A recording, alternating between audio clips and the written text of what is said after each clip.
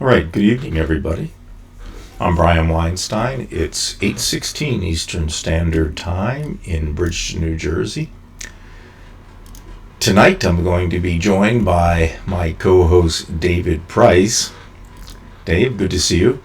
Before I do that, I'd like to speak about a few things that were on my mind today and see if we can't.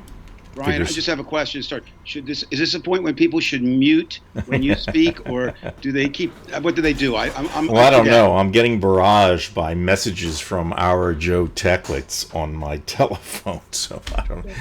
Tell him to watch the show and quit calling. I don't know if he'd do that. So. Yeah, he would do it. So in any case, folks, good evening, everybody. We're glad that you could join us, and if you're watching after the live show, that's just as fine with us, because we know that people pop in and pop out on our shows, and that's, like I say, that's fine with us. We also encourage you to become a member of the Divided We Stand page that is on Facebook. We have a growing membership, and we're getting there. We're almost at 500 members. We're not quite there yet, but we're looking forward to it. So all we ask is that you perhaps share our page to one or two friends, and that would help us greatly, because if everybody just got one person, we would double our membership. And we are a family. Wait a minute. I'm not good at math. Would you explain that to me again? I haven't even introduced you yet, have I? I'm confused about the math part. Never mind. Well, let's look. If 423 members got one more member each. You said 423 is almost like 500. Isn't that kind of Trumpian? Well, if you rounded from 4, you'd go to 5. So, why not be optimistic? Because I'm not going to be that optimistic tonight, Dave. So that would be different than any all right. night out.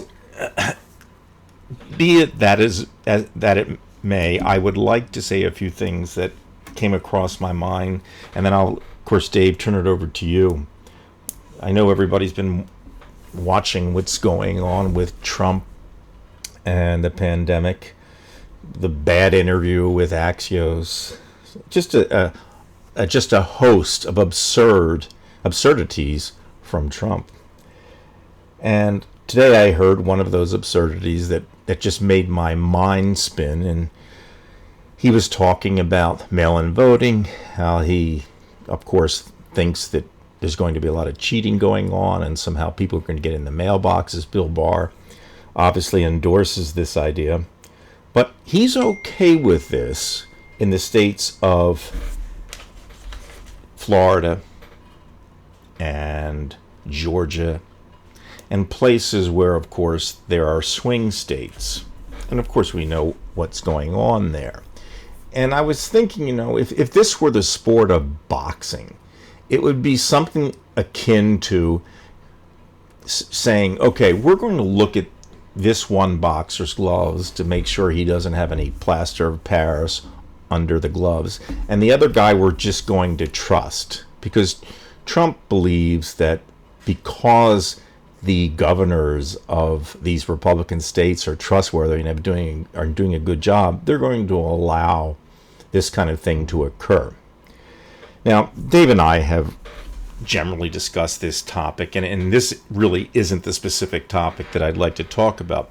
But Dave, after all this, of course, I got angry, and I kept thinking, the worst is going to happen. So that question came up in my mind. In other words, to be prepared. I was asking, what is the worst that could actually happen? Because if you look at the last 2 years, it seems like the worst has absolutely happened. And it seems like we delude ourselves and keep thinking that good news is going to finally come our way, and it doesn't.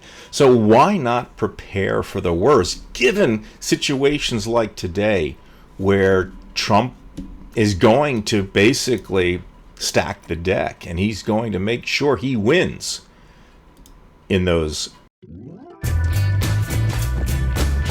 Okay, there we go. So anyway, Dave, I'm going to send this to you, this question, because I know you're a little bit more of an optimist than I am.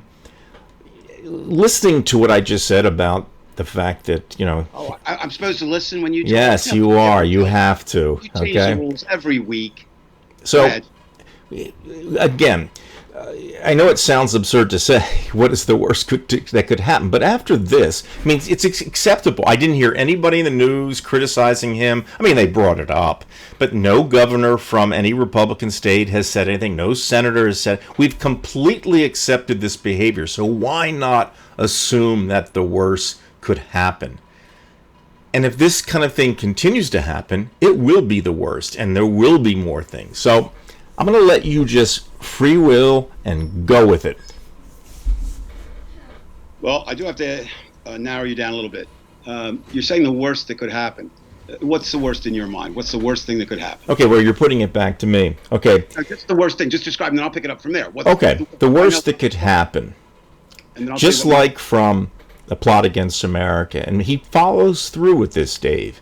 And he says, okay, I'm really concerned about the Republican states that we have to win, like Florida. And somebody like Ron DeSantis, someone who's not trustworthy, says, behind the scenes, I want you guys to go to every station where they pick up these mail-in votes. And if there's so much as a T that's not crossed on a vote for Joe Biden, I want that thing thrown out. All right. And they do. Okay. Now, that's my answer, the worst that could happen.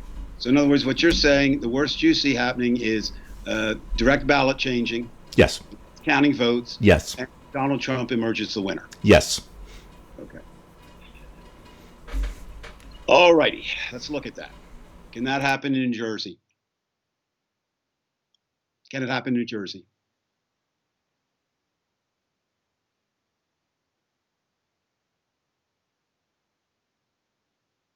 Exactly. Okay, exactly. So the first thing you have to do is look at the states where you'd have to do such massive cheating that it wouldn't work. So then you look at the states where they don't need to cheat, right? Right. Idaho, Montana, they don't need to cheat there. Trump's going to win there. So it brings it down to, you mentioned Florida, which is a key state, Texas, Arizona, depending, New Mexico, right? Michigan, Wisconsin, and Pennsylvania. And, Virginia, it's pretty much a blue state now. I don't see how I'm going to put that in the blue column. Some people are talking about, North Carolina, Georgia. Well, we heard that with Hillary, too. So, again, I'm going to stay where I've been the whole time. Joe Biden to win, or whomever the Democratic nominee is, needs to win 3 states that historically have been Democratic.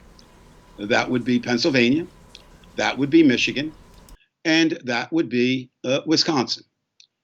Of those 3, Biden probably would have the toughest time in Wisconsin. However, they've been a back and forth state, but pretty much Democratic, and their last series of state elections showed that they're back to being Democratic.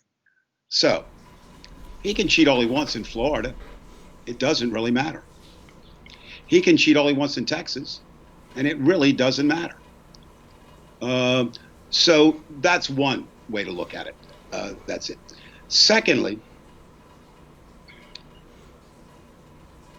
given the power. Can let's just stop right there for 1 second. Dave. I'm going to knock them down one at a time, but go ahead. Yes. Okay, because I want to stay with that. You'll say that again. There's certain states where it won't matter. He won't have to do it, correct? That is correct. California, Washington, Oregon, New York, New Jersey, Massachusetts, etc. Okay. I was just thinking something else there, and I just fell off a cliff. But No, it comes down. Well, Brian, I mean, I'm not saying you're wrong. Look, anybody who is not suspicious of Donald Trump is beyond naive. That's number one.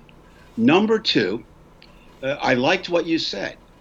Donald Trump has not lost much, even though he is the worst president that we could imagine or that I could imagine in American history, short of, an Adolf Hitler being there.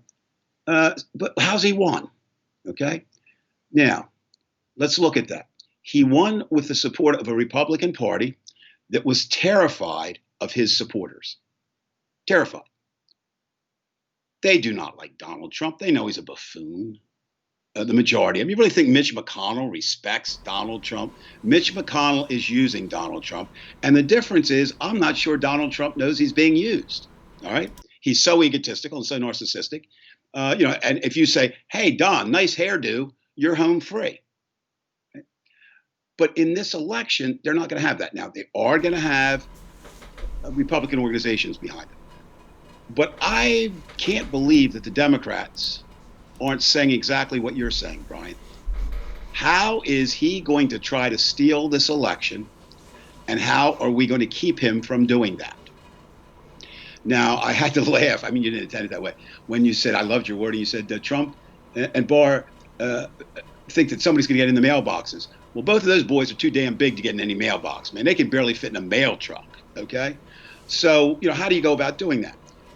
Well, there are a few ways. You mentioned one and anybody, seriously, ladies and gentlemen, I mean, we're not here to recommend, we're not movie reviewers or anything, TV reviewers. But if you really do get a chance, if you have HBO, don't go out and, purchase it if you don't have it.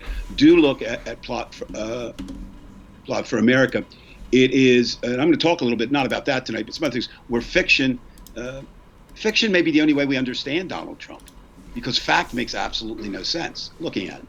Okay, so first I'm going to say you're going to look at those states, right? Now, secondly, I'm going to propose something tonight that I believe to be true. Now, that is a leap of faith to come with me, but I want you to check it out. Not you, Brian. I'm talking to anybody out there. Check it out. I'm going to say that Donald Trump has absolutely zero chances of getting any more votes than he did last time. Okay? Joe Biden is not Hillary Clinton. There were people who voted for Trump because they refused to vote for Hillary Clinton. Fine. Joe Biden is not a woman. There are people who did not want a woman to be president, and so they chose Donald Trump. There were people who were convinced at that point that Donald Trump was a great businessman. Any of us who knew anything about him knew that that was completely bogus and false. If you still believe that, please call somebody that works on or in casinos in Atlantic City and ask them how well he did there, or call the unions that worked on his hotel in Washington, D.C., which is almost within sight lines of the White House, and see how many people he owes money to there. But okay, did that. Now, I don't think he had enough votes last time to win against Hillary Clinton. But he has a different opponent this time. So there is that. Thirdly, I think he got a lot of support last time, the business thing, but also people were just tired, and many people are still, of government, right? They don't care if you're Republican, Democrat, whatever. They were tired and say, well, let's take a chance on this guy. And they're the ones you see moving away. Suburban moms, huge. Now, Donald Trump, we'll never know if he lives in the past, if he lives in delusion, or if he's as stupid as he appears. Well, I wouldn't believe him if he told me he took a cognitive test. Oh, he did do that, didn't he? Yeah, he did. But the idea is this: look, it was really an Alzheimer's test, to be honest. I know. I've taken it. He did better than I. No, he didn't. But I'm just laughing. No, but the thing is, with suburban moms, they went. I'm going to say, for a number of reasons, and some of them might have been they didn't like Hillary Clinton. Again, you can only quote anecdotal stuff. To me, that's more powerful sometimes than the statistics, because looking at this. So I'll tell you one anecdote that kind of supports that idea about women and Hillary to me. At the time of the election, Judy, my wife and I, we were living in Dunwoody, a suburb of Atlanta, and we didn't know how long we'd be there. We were down there staying for a period of time. We ended up staying 14 months to see our grandchildren. They're all over the world, so we never got a chance to see much. And so we opted out of working for the campaign, but we did join the Dunwoody Public Library. And people say, well, Dave, where are you going with this story? I'll get there in a moment, but it's important. Retired people supporting the library. And the big thing they did a book sale. And they did 3 book sales a year, but it was year round putting it in. And the group was really nice. We were the youngest people. There were 3 younger than us. I'm sorry, we weren't the youngest. And so right before the election, they had we were working on a book sale, and they took some of the funds and provided lunch for the workers. And so we were sitting around, there were 17 of us. And I was surprised. My wife called for the straw vote. She's pretty apolitical. And the vote was 14 for Trump, 3 for Hillary. Okay. Now, I wasn't going to let that go, so I went around and asked directly the people. All 8 men were voting for Donald Trump, right? All 6 women were voting against Hillary Clinton. Let me say again, Hillary Clinton is not in this race. It is Joe Biden. Now, another reason why I think there's going to be too many votes to even sway is my theory, and again, it's just a theory, that when you are sick, and America is the sickest it's ever been, literally and figuratively, you want to reach out for the comfort food. If you look at everybody's going back. Look at, they're going to puzzles. They're going to drive-ins, not for nostalgia, but the only thing's open. But, you're going back and eating the chicken soup like your mom made. We're baking bread, that kind of thing. Right. And Joe Biden represents that. Now, he'll have more problem with that on the extreme left. They'll be the ones. But I think we still forget, Brian, 2 things that I think are very important. I put myself in this category too. We all get caught up in this polarization, those of us that are involved in politics, because it's pretty bad in terms of, I have no use for. I've claimed it on Facebook page. I don't care if it's a family member, a friend, a former colleague, a Facebook friend, a real life friend, one of my former students. If you're for Donald Trump, I don't have any respect for you. I'm sorry. I don't wish you ill. I just don't think I don't respect your opinions. That's all. So I think what happens with some of these, we forget 2 factors, as I just started to mention. One is that roughly one third of the American people did not vote. Is that about correct, Brian? Was it roughly a third? Right. Roughly. And we're not going to go into the electoral and whether he won. He won. Donald Trump won the election. That is certifiable. I disagree with the Electoral College, but that's for another night. Well, that's a third of the people that we don't know how the hell they're going to vote this time, do we? Now, the question, or vote at all. I understand that, right? But here's the thing. If you have a relative die from coronavirus and you don't believe it's a hoax, who do you look at as not doing their job? Donald Trump. If you're out of work, who do you look at? You look at the President of the United States. And you don't have to be a sophisticated economist. And I love you and I talk a lot about the stock market. We're not going to go into that tonight. I'm going to make the only thing I say about the stock market is here. I don't care if it's up, down, or sideways. There's too many people out of work. And Donald Trump is the president. And Harry Truman was right. The buck stops there. Now, Donald Trump can stand up in front of people as he's done with these actual words. Unbelievable. No, I have no responsibility for this. Well, if the President of the United States doesn't have responsibility, who the fuck does have responsibility for the country? That's damning. All right. So that one group, that third, we don't know.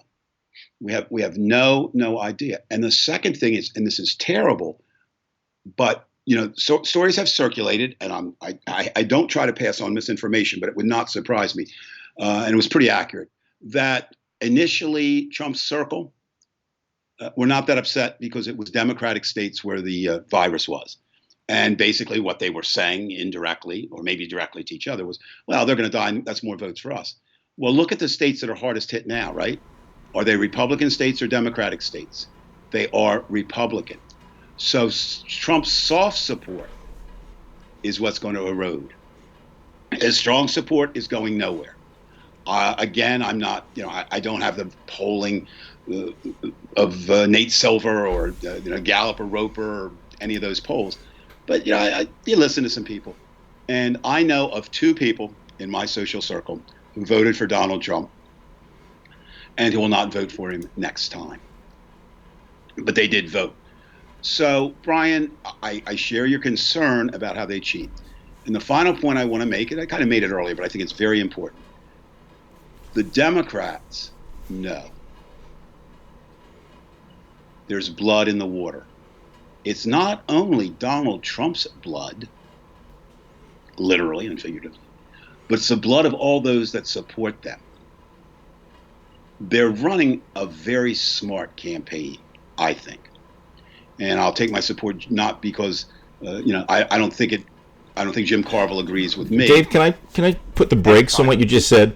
Because I want to go into detail in terms of what you just said. Okay.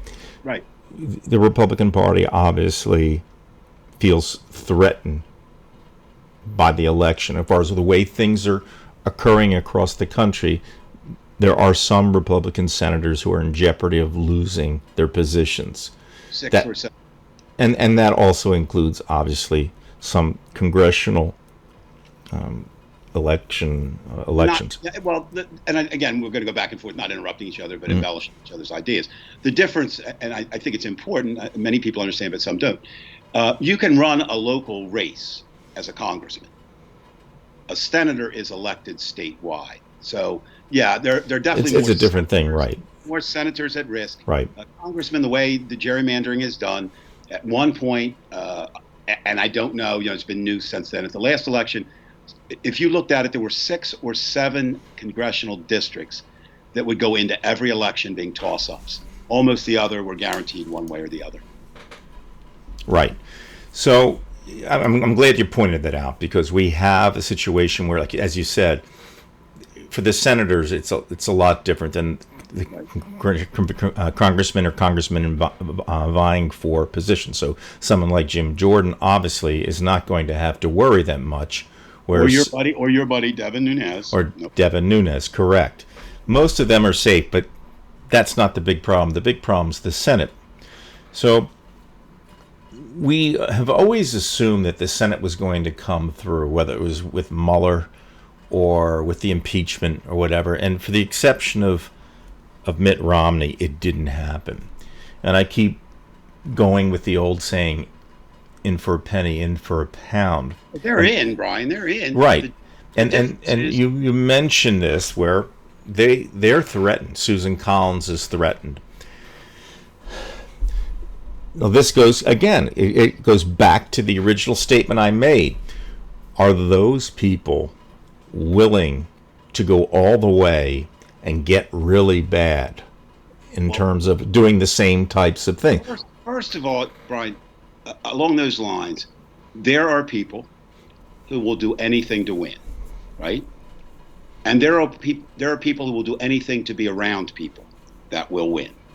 Okay, so you're really talking about, but Susan Collins, we'll use Susan tonight. Susan, the president learned his lesson. Wow, I'm glad you weren't a teacher, because the president never learned his lessons, Ms. Collins. But anyway, the idea is she has power as a senator. All senators have power. But when it comes to an election, it's the people working for her. What's she going to do? Go around and steal ballot boxes by herself? So it's not just as simple as them wanting to do it. Now, I'm going to say something that I believe to be true, and I can sort of give you proof. Up until the pandemic, I think you can pretty much say that the Republican Party was lockstep with Trump. Correct. They put a lot in and did. The pandemic has changed everything. Every damn thing we know. From where we can go, from how we can get there, elections, whatever. Right? So that we have to factor in, and we don't know. That's the unknown. That's the X factor. But what does happen I think, is you're seeing some encouraging signs if you're a person who doesn't want Donald Trump coming from the Republican Party. Mitch McConnell has released those senators and congressmen to say, you don't have to toe Trump's line if it costs you. Well, that's on record. But do you, I said this on our page on Facebook. For him to say that, isn't that really just a wink to say, go ahead, say, no, Brian, and then when you go back, do it, Trump? Because you think they'll actually change for Trump if they actually win, and Trump actually wins also? No, Brian. I think you're missing the point there. The point is, McConnell doesn't give a flying fuck about Donald Trump. Never has, never will. Use him, right? Right. McConnell is more devious because he's smarter than Donald Trump will ever be on his best day. So what McConnell really wants, he doesn't give a shit if Donald Trump wins. Really, okay? He wants to be Senate Majority Leader. That's it. Again, breaks. Folks, as you can see here, Dave and I don't throw bouquets to each other. We disagree. No. So you're actually saying that you think that McConnell doesn't care if Trump wins? I didn't misspeak. I didn't speak completely.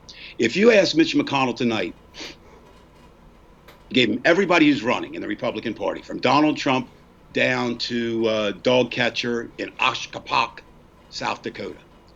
And you said, Mitch, they can win and you can lose, or you can win and they can lose. Do you know what Mitch McConnell would say?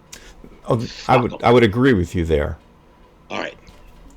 You have to remember, and not you, I'm talking to you as if I'm talking to the audience. But, okay, people have to remember this. Trump's power is waning by the hour. Oh, there's a poem. Trump's power. I didn't even know that. That's a rap. Oh, yeah, I'm going to be a rapper. No. But the idea is what I'm saying is he had a lot of power. It's over now. His only power, his only hope is to win this election, right? Correct. There's no primaries, right? He's not going to surprise. So, and you haven't mentioned the thing that most concerns, or I guess would concern me more than, although it's related to what you're saying, is Donald Trump knows this, or somebody's told him. I don't think anybody can be stupid. I know you follow it closely, but everybody needs to follow the subpoenas coming out of New York. They're going to Deutsche Bank. We know that Deutsche Bank was Trump's banker. We know that they were under investigation for other things. The money, there's no question, the money came out of Russia. I mean, right. Anybody can dispute that. It'll be proven at the time. Trump knows that he's in serious dog doo-doo. The only protection he has is the White House. But his whole life he's been in dog doo-doo. No, Brian, he hasn't. And that's where you're wrong. He hasn't. He never had to be accountable for anything he's done. I will agree with that, okay? From birth, but once, and again, he did not want to be president. He was running to get the Trump brand bigger. And lo and behold, breaks. Go ahead. I would go as far as saying that somewhere in 2015, when he was running, he didn't believe that he was going to be president. I don't know when exactly that changed. Let me ask you this. Have you, outside of somebody who's positioning themselves for something else, not everybody goes in thinking they can be president. It's like a horse race, okay? 9 horses are running, 3 have a chance to win. It's exactly like that in a primary. Mm-hmm. But Trump had no desire to be president of the United States. He had no desire to hold up. Maybe we can agree on this. Go ahead. He did put himself out there, so there was a desire, as it seems all of his desires, to be seen. And then it became like a show, the debates. You and I both, without even having talked to each other, we both remember watching and commiserating, about, actually laughing about what happened. We thought it was funny. Everybody did, Brian. But not in our wildest dreams did we think he was going to win. But I think at some point, when he was, defeating all of them. Oh, He got to the point that Howard Stern got to. Why was Howard Stern going to run for mayor in New York? And the simple answer became because he thought that he could win. And my position is he thought he could win at some point before 16. No, he was surprised. Look at what happened. I'm going to say Stephen Miller, could have been Bannon, was still Bannon. Somebody got in his ear and said, talk bad about Mexicans. That, to me, is a crucial moment in the primary. Well, take up the immigration situation because people cared about it. Even some Democrats cared about it. But it's how he did it. Right. But what I'm saying is he was the only candidate in the field. Not only did he have no experience in politics, correct? We know that's a fact. He didn't even want to be in there. He didn't have any breaks. He didn't have any experience being a politician, but he had experience politicking. Whether it was with New York, with the ice rink, he played. But he played it just like a politician. Right, but now he is a politician and he doesn't have any fucking support. He has his people, Brian. By threat, he has support.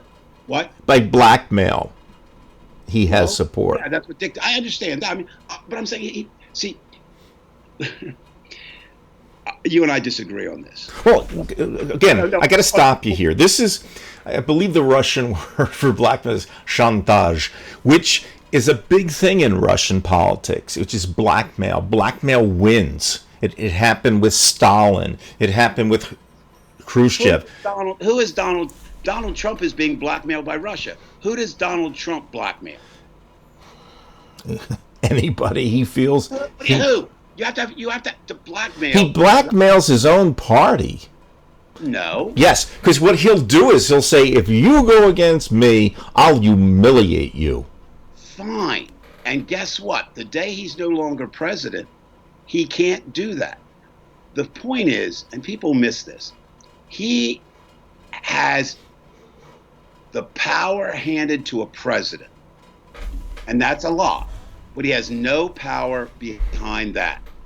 He has a bunch of thugs and vigilante wannabes and fat people whose penises are small with big guns running around and threatening. And there's a bunch of people who don't want to wear masks. Yeah, and there are. I think there's 3 smart people, and they're all using them. I don't know. But my point is, let me get back and really, because I don't know that you're grasping this. I'm not saying that. I'm saying on election night, Donald Trump was as surprised at winning as I was as his winning. He never, and he didn't right. want it. But let's clarify that. He was surprised that he won, but I can't think that going in, he didn't say to himself, you know what, if I win tonight, this would be kind of a nice thing, because he is egotistical. And what greater position is there? It's not even the money. I actually think, people think that money is the number one thing. Right. I mean, and there's no argument about it. Okay. But I think what he didn't get, okay? All right, let's look at this. As the horrible businessman that he was, but still, he had a lot of power in business. Would you agree, Brian? I would say yes. Could he fire anyone in his company at will? Oh, absolutely. Because it was a private company. This wasn't something that was owned in stock. You are. Right. He was so ignorant of the Constitution and the way government works. Now, he knew about bribes and smiling and getting all that shit done. He didn't know about governing. That's a whole different world. And so if he did get in, he thought, I could just bribe, I'll just fire it. Well, okay. And he did. Fine. Now, you don't think those people he fired have followers? And you don't think they're saying to them, hey, I want to, no, we can't do that. Well, look at Jeff Sessions. But what happened to him, Well, sometimes, what is it? Lay down in the bed with, dogs, you get fleas or whatever.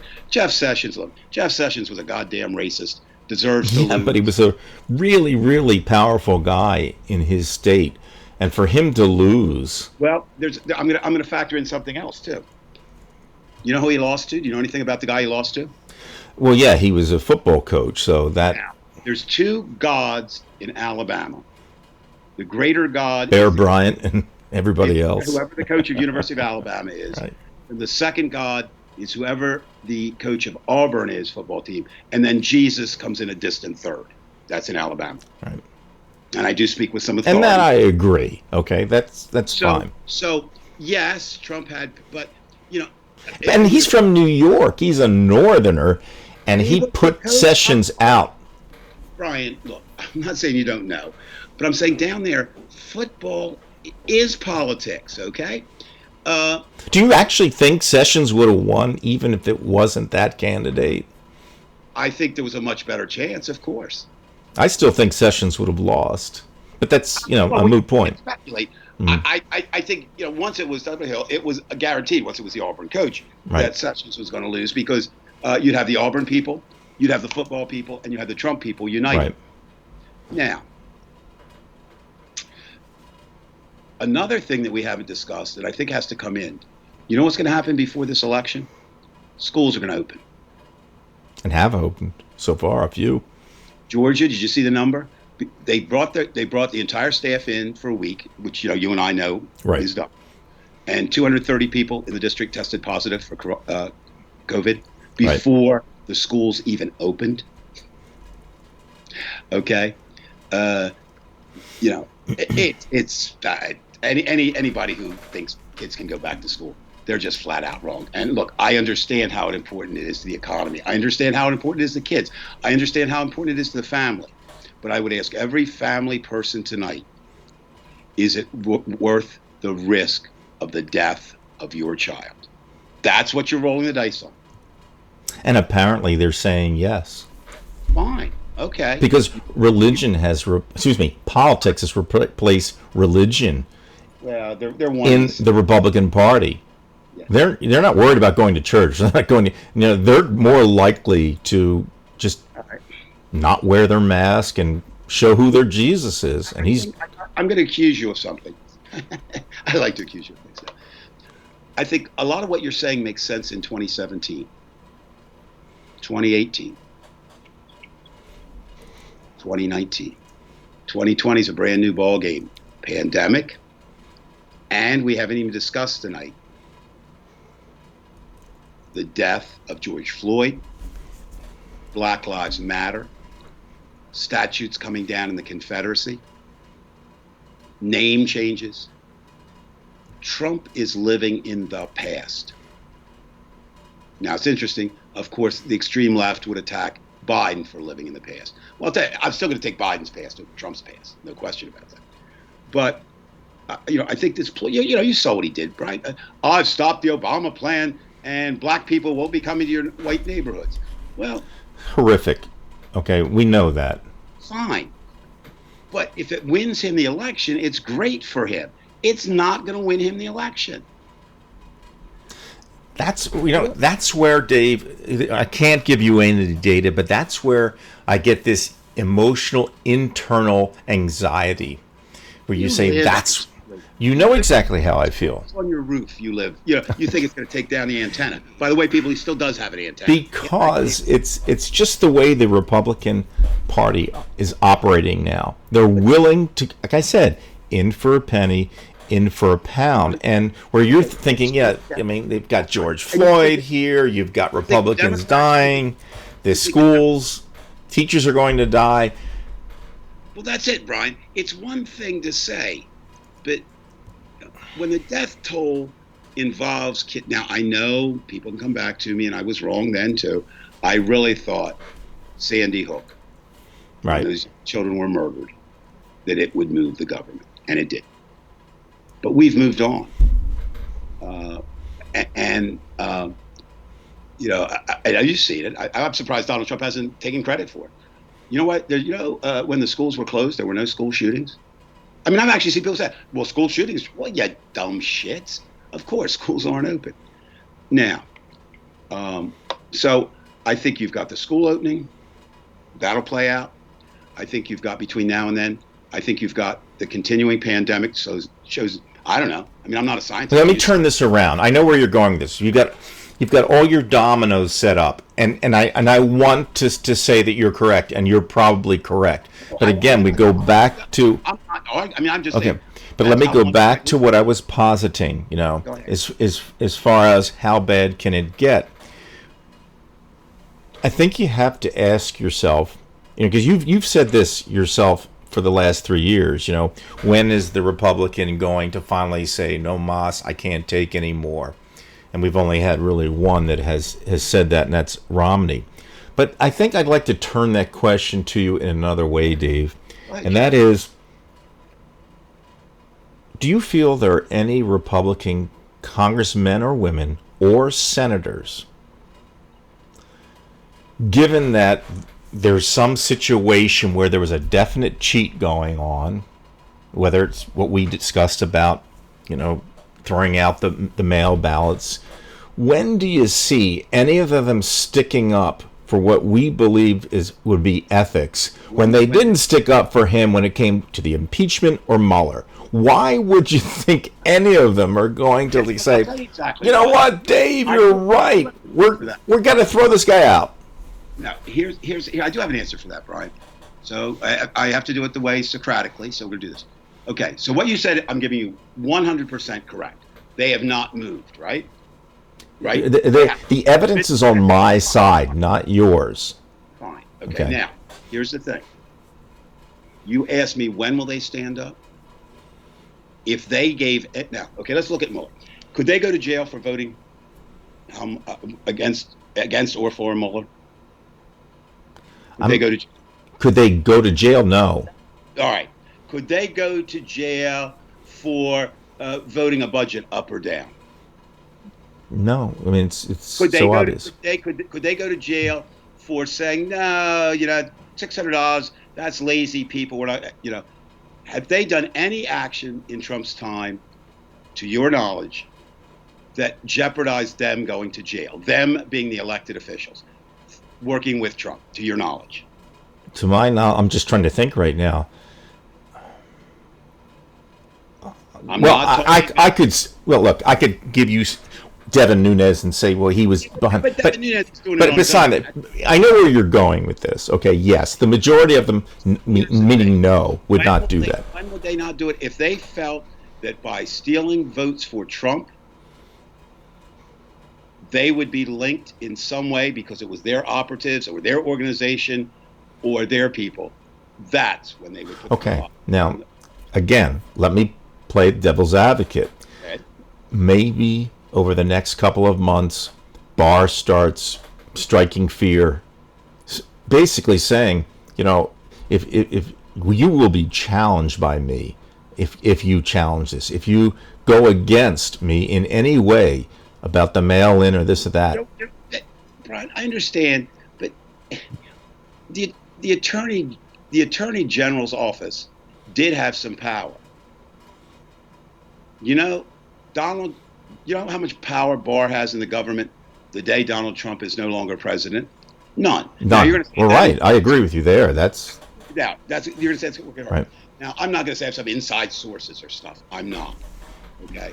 But there are people that I've talked to who work for the Justice Department who don't like Trump and don't like Bill Barr. Bureaucrats can slow things down a little bit if they need to. Barr, right now, I don't think Bill Barr is a stupid man. I really don't. He can't by his position. He's not stupid yet. But so somehow he he's a figured. scheming man. Well, but somehow, for the life of me, I don't understand how anyone who had ambitions to go on to anything else took a position in the Trump administration. It will turn out to be a kiss of death. The history books will pillory Donald Trump, whether he wins the next election or not. He has already been impeached. People miss that. He was impeached. He wasn't found guilty by the Senate. He is impeached. What that means is the House believed he did criminal stuff. That's what it means. Now, people go, it's all political lines. Bullshit. He did it. They could have had him on 30 other charges, too. They played it the best they could play it, knowing the outcome. But I think the two things that give me hope about the stealing of election is this. Three, actually. One is the Democrats are aware. Our discussion tonight, we're aware. What do we know, Brian? We're aware. Right. Stop right there, though. But I mean, Adam Schiff was aware of a lot of things. Okay. And couldn't stop it. I'm sorry, say again? Adam Schiff was aware of a lot of things. He was using politics, Brian. Election night is not politics. It's part of it, but it's not. In other words, okay, let's use Plot of America. As you said, that last Plot Against America, yes. Yeah, Plot Against America. They're carrying out the ballot boxes, and you know they're going to dump them, and that's what they did. Right, that's what they did. That was the last scene of the last episode. Correct. What year supposedly was that taking place? Roughly? You know what? I'm guessing that was 41 or 40. No, yeah. Well, let's see. It would have been it would have been Roosevelt's second. Coming up. So in the 30s, late 30s, early 40s, right? So what happens though? We're a different world now, but that could happen. Now that means physically they would have to carry those ballot boxes out, right? Correct. You really don't think some Democrats are going to hang around to make sure they don't carry them out? Really? Are they going to hijack the truck on the way there? I just don't think it'll be that simple where you look at somebody with a ballot box. I think there's help on all different levels, because don't forget, it's not always just a ballot box. It could be a machine. It could be registration. Okay. Let me say again, I'm only saying where I vote, in Virginia, Arlington. Arlington County has said machines can be tampered with. So we do paper ballot, but we put it through, so it's not computerized, paper ballot, and just goes into a vote counting machine, right? Or, a tallying machine. And the only way you can mess with that is get your hands on the tallying machine. But do you think that's going to happen in Ohio or Wisconsin? Yeah. I can't see Mike DeWine letting that happen. You know. Oh, but Brian, Trump will put pressure on them, saying we're going rounds in circles, and it's fine. I think it's a great discussion. Well, no, I'm playing devil's advocate with you. I don't know what's going to happen. Let me ask you this: we're on opposite sides tonight. Pretend we are, even if we're not. All right. So, are you concerned at all about Pennsylvania? Yes, absolutely. Why? Because traditionally, you've got to take the votes from Philly and Pittsburgh and Harrisburg and Chester, maybe, put them all together against the rest of the state. And in the beginning, there's this tidal wave of Philadelphia votes coming in, and then the middle of the state comes in, and then finally Pittsburgh, and it's always pretty close in the end. And as it turned out in the last election, there was enough for Trump to win in Pennsylvania. So it does make me nervous, and it does scare me that maybe in South Philly, even though Philly's very Democratic, in South Philly they may play some games and try to limit the votes. That Joe Biden is considered to be the third senator from Pennsylvania doesn't give you enough to allay that fear? Dave, it's funny you say that. He is the third senator from Pennsylvania, but just because he's considered the third senator, there are quarterbacks like Donovan McNabb, and half the Eagles fans hate him and kept saying he keeps throwing in the ground. So you can be hated too, even though you're wearing the. Well, interesting. We said he can be hated and loved in Delaware, right? Right. But not enough. He's going to win Delaware. No, I get what you're saying, but that's not a lock, Dave. I would worry more if the candidate was from Pennsylvania. A third senator is an honorary title. I think you're right. It's better that he's the third senator from Pennsylvania, but don't consider that the automatic, straw that breaks the camel's back. Do you know how many votes there were in Pennsylvania that separated Hillary Clinton? And I don't know. I'm guessing 8,000 or so. I'm just guessing somewhere in there. You're pretty close. It was 11,000, right? Give or take.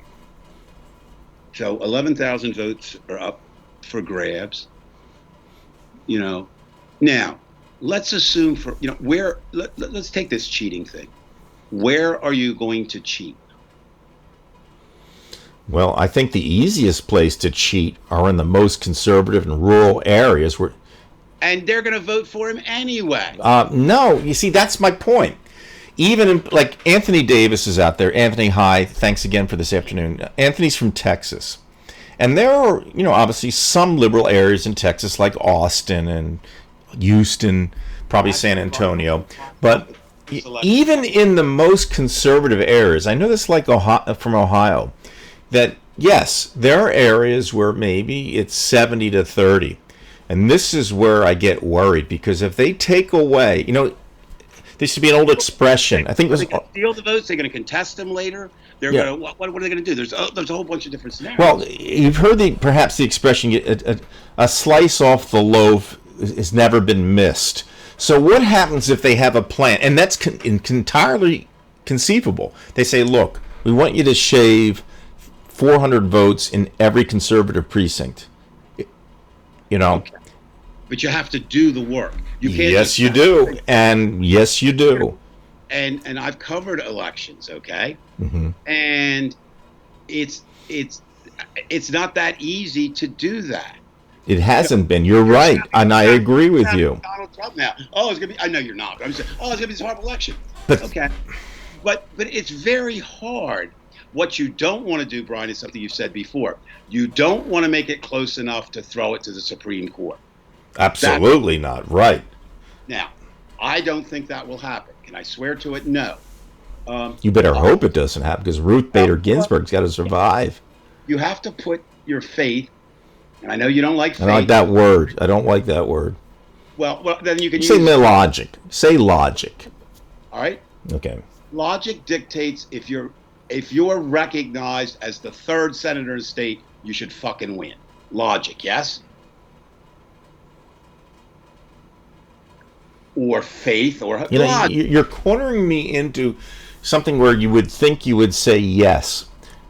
Well, say whatever you want to say. I'm going to tell you. Go ahead.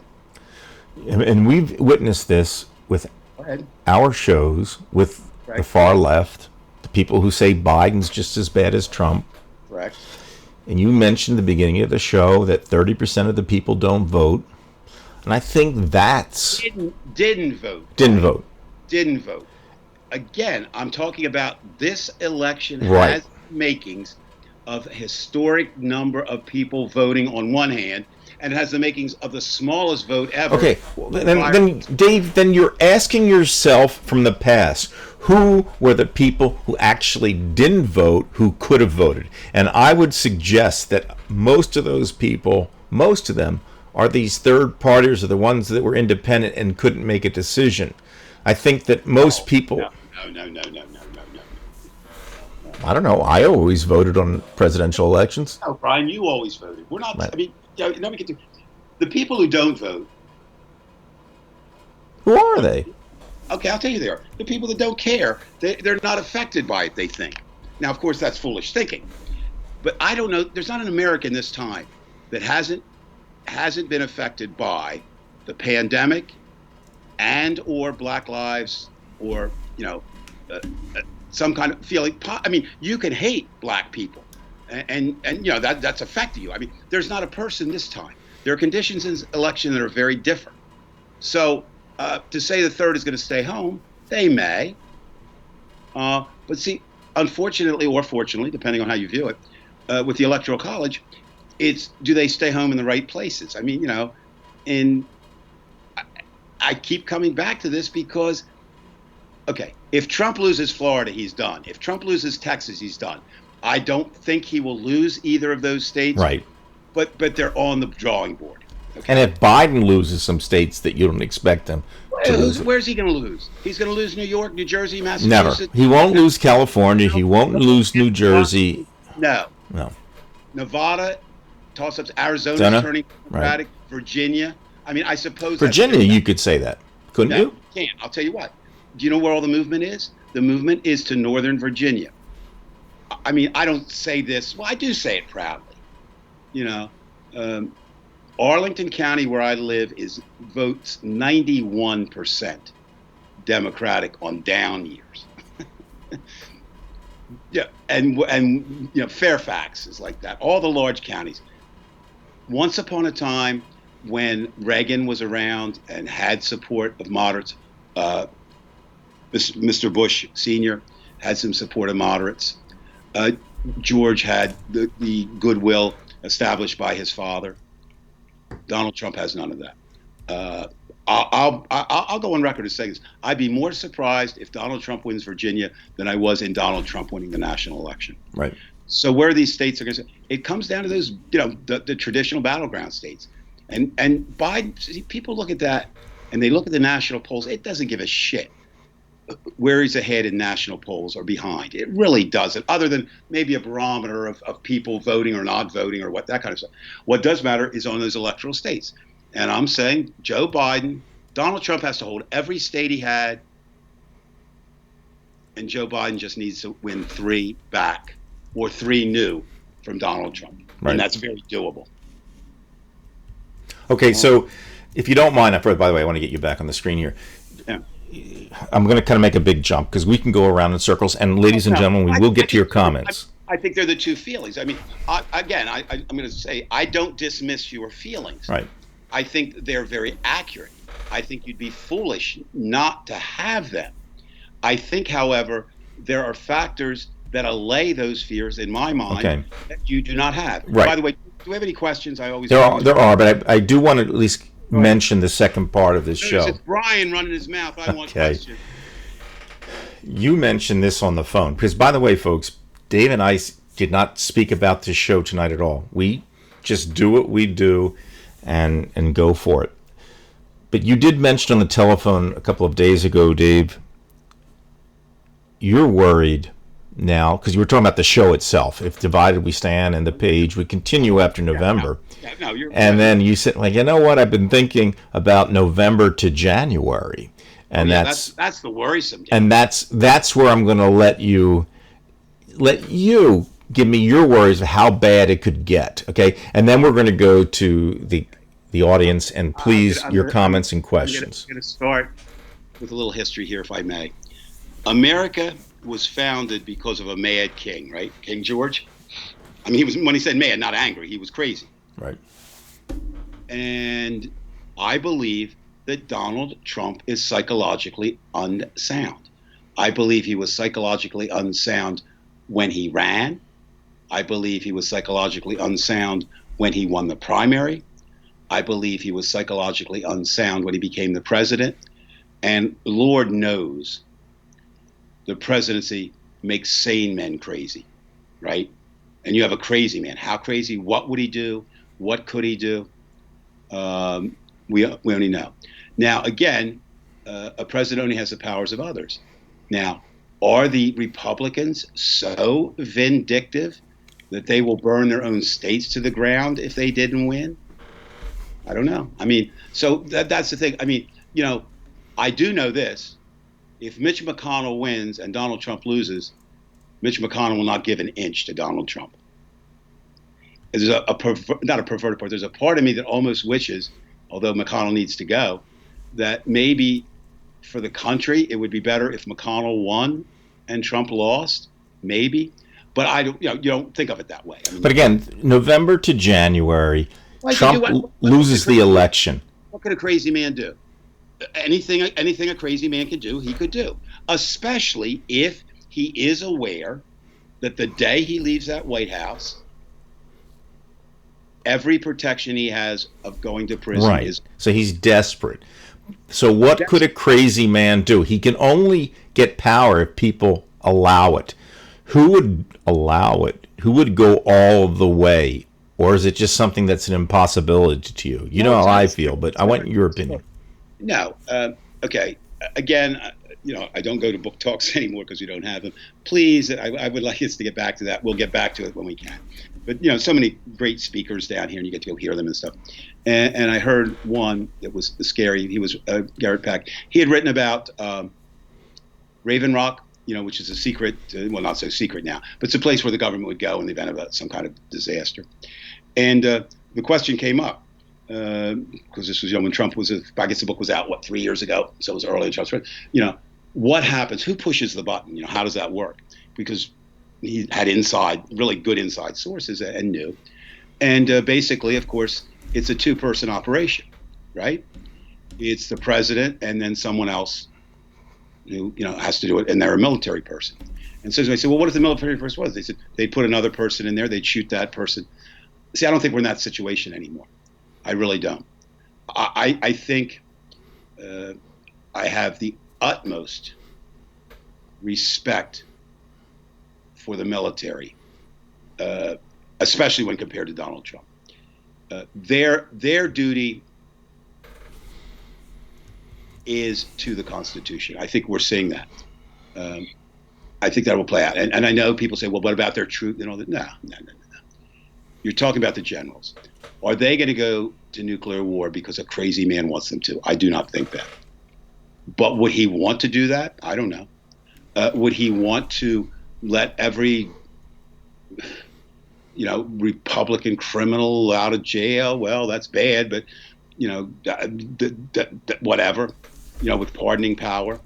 I don't know. I don't know what worst case scenario is.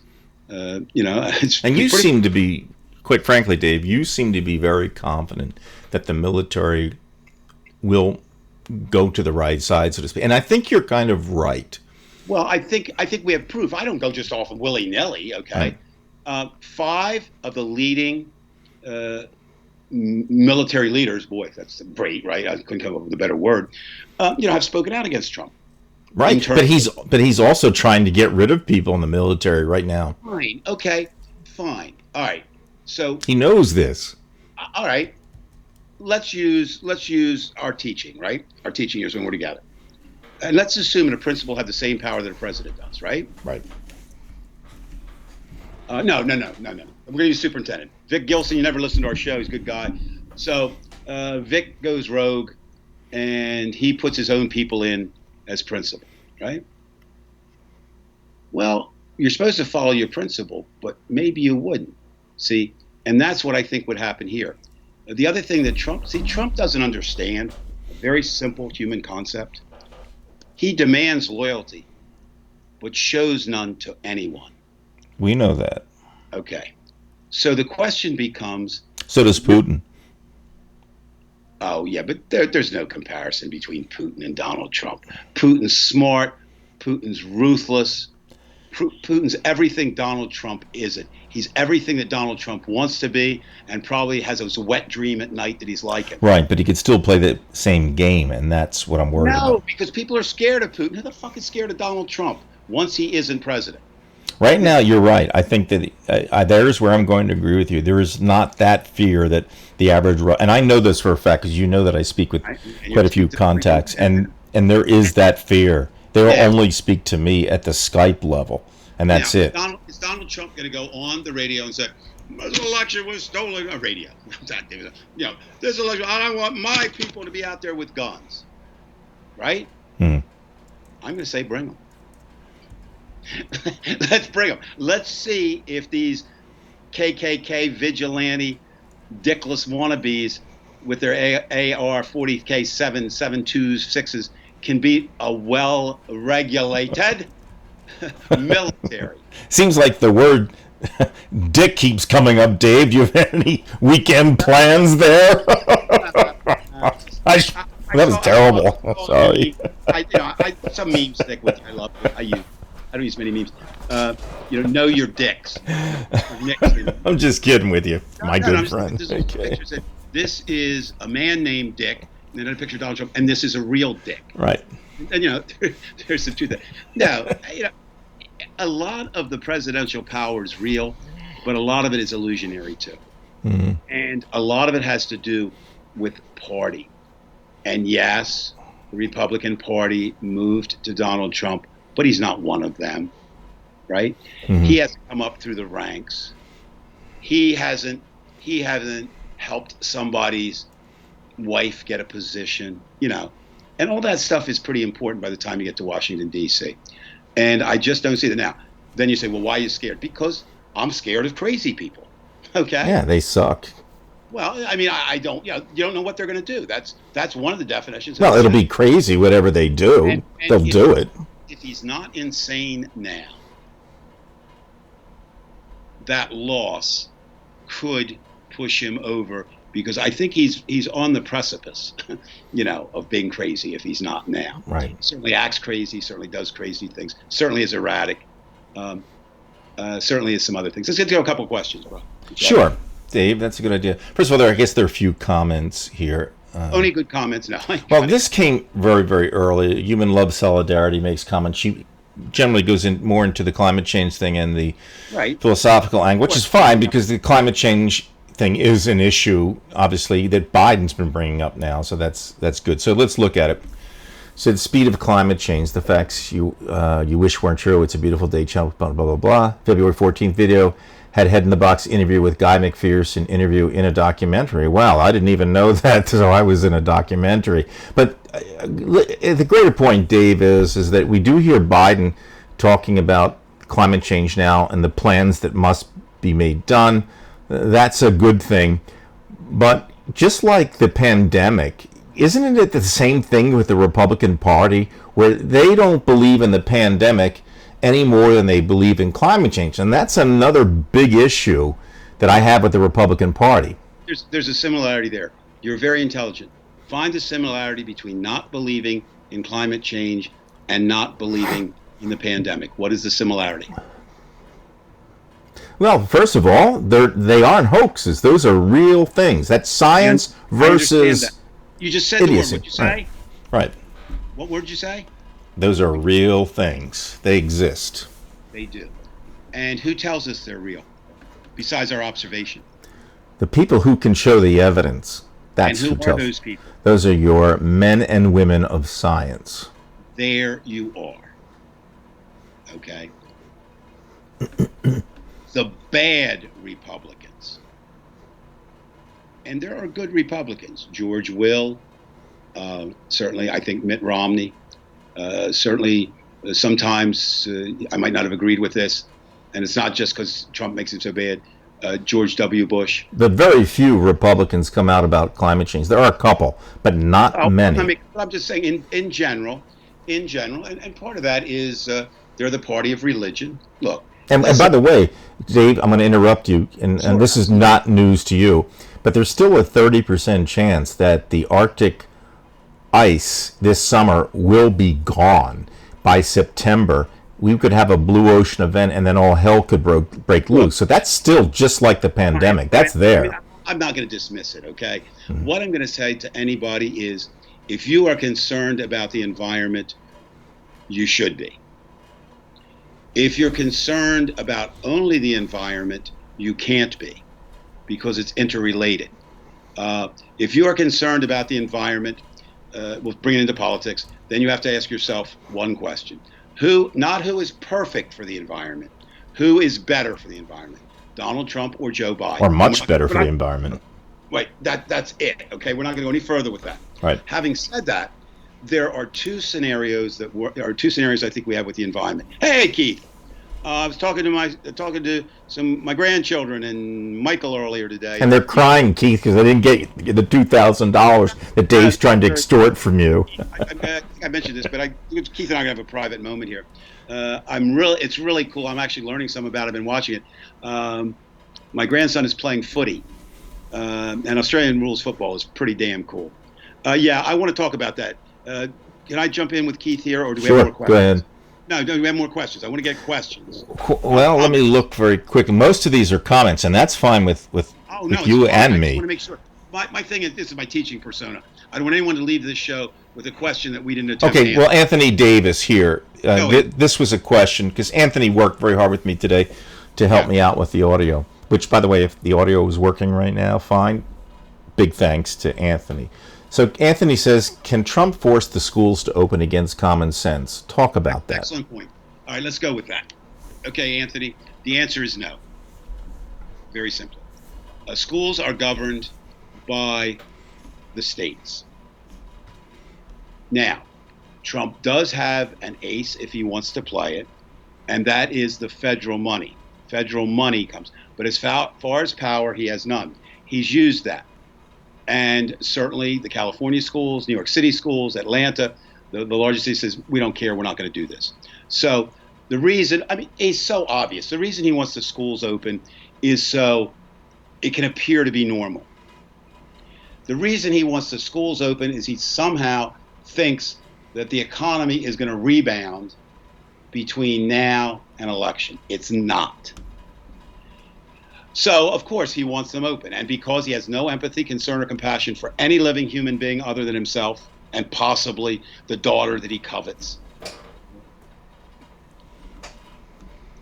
he's willing to do this kind of thing. He's willing to do it. But the thing is, unfortunately,